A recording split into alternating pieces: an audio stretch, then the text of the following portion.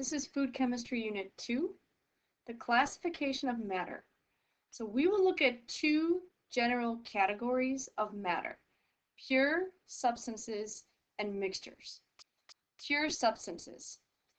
The basic units are the same, which are elements and compounds. So when we talk about elements in food chem, we usually think of elements that are needed for good health, like iron, calcium, and potassium. But most pure substances that food scientists work with are actually compounds.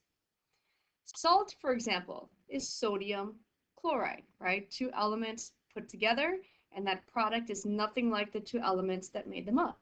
Or baking soda, which is sodium bicarbonate. Now, these can also be further classified as organic and inorganic.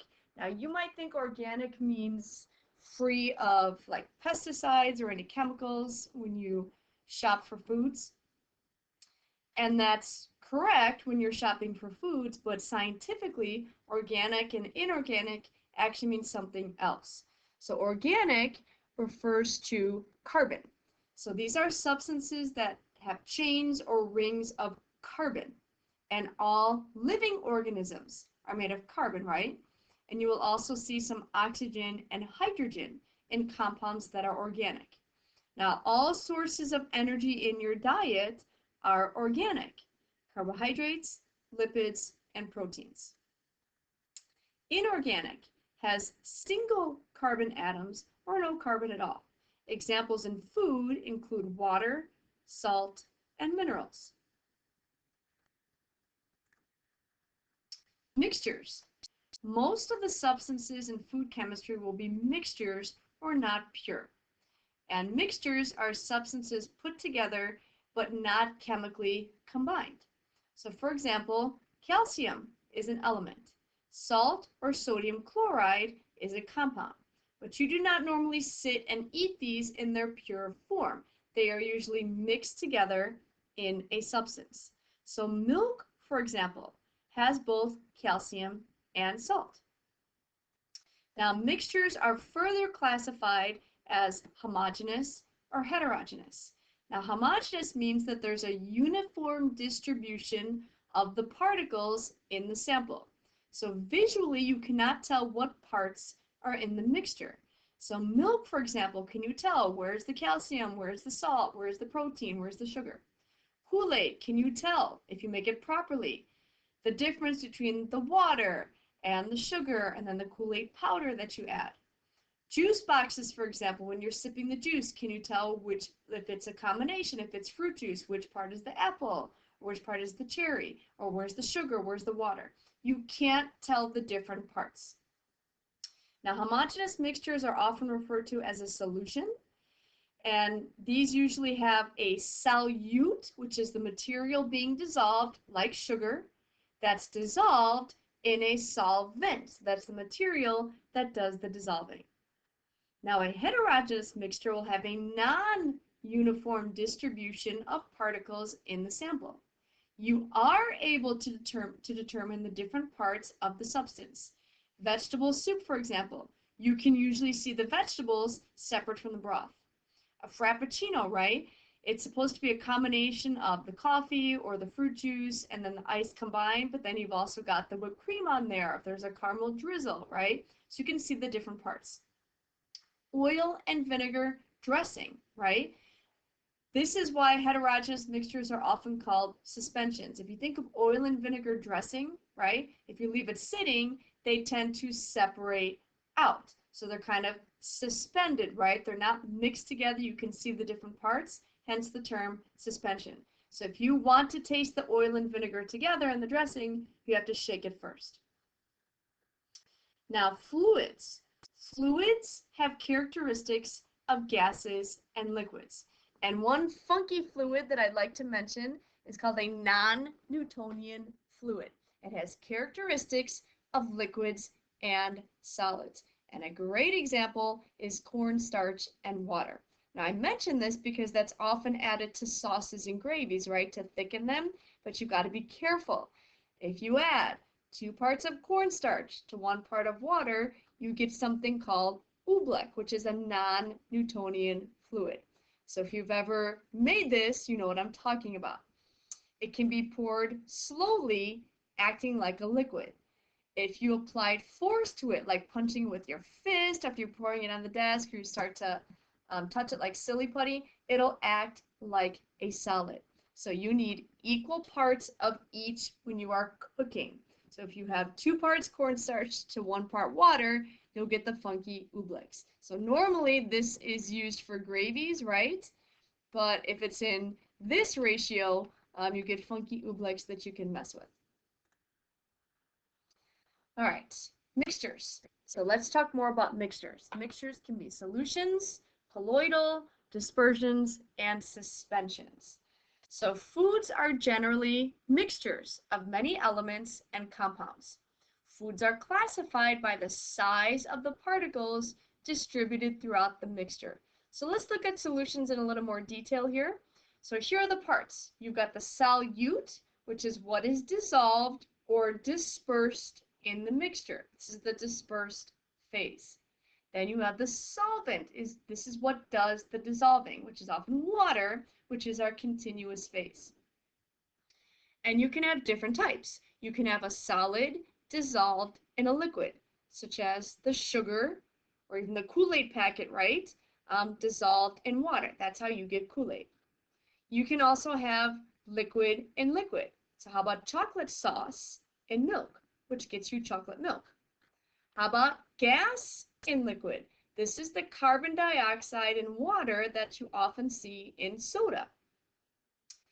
And combinations of state can also exist, which means you can have corn syrup, sugar, carbon dioxide, all in the soda.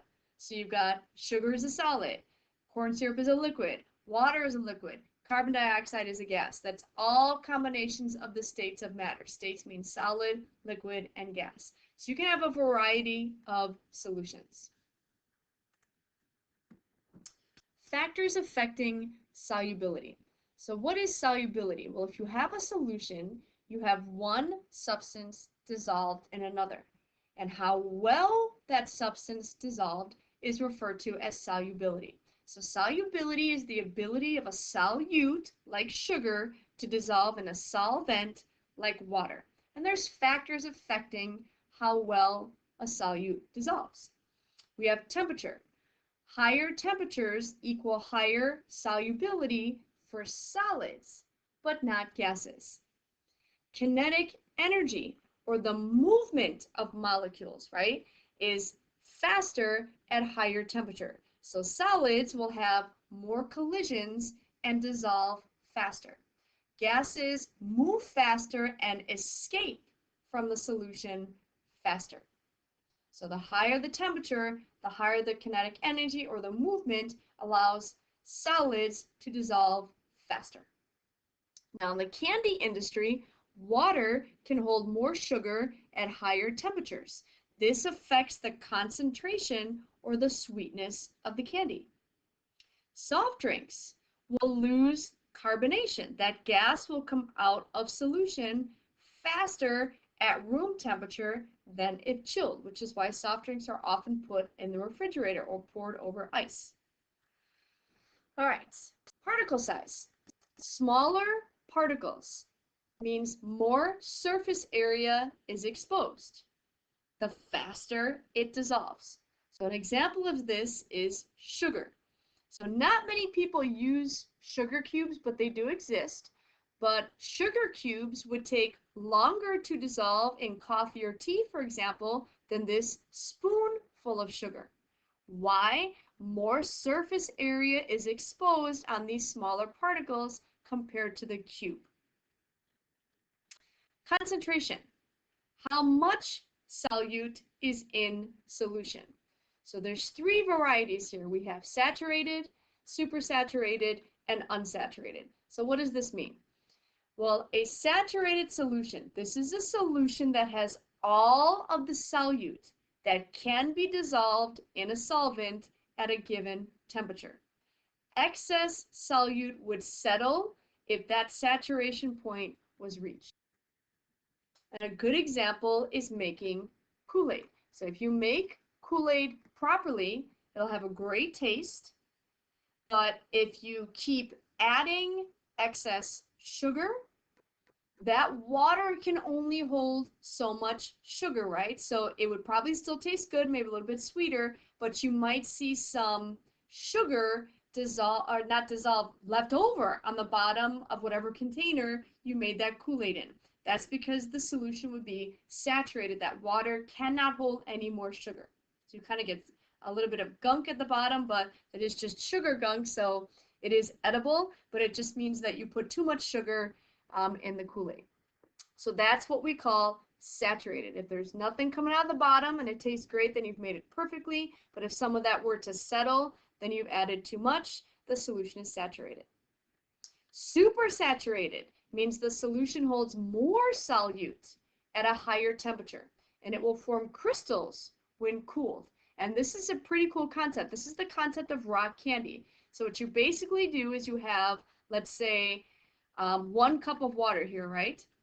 What you would do is you would add 2 cups of sugar and heat that water as you're adding that sugar. So if you have this water at a high temperature and you add twice the amount of sugar into that water, the 1 cup of water shouldn't be holding 2 cups of sugar, right? But the trick is to heat it, constantly stir it, and then if you let it cool, you will actually get crystals forming. That's the concept of rock candy. You've added more solute than that solvent was supposed to hold.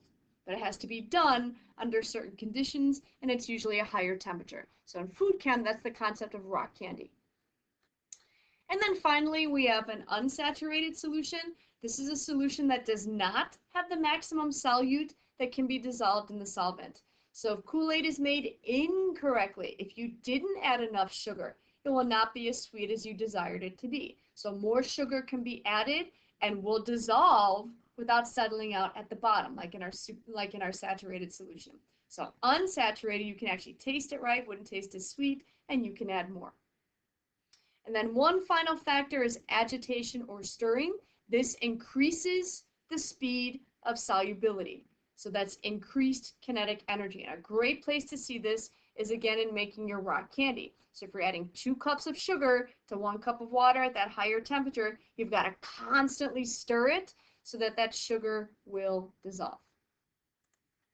Okay, so just to refresh some factors that affect solubility, we have agitation or stirring, concentration or how much you're adding, particle size, the smaller the particles, the faster it will dissolve, and then temperature or increased kinetic energy.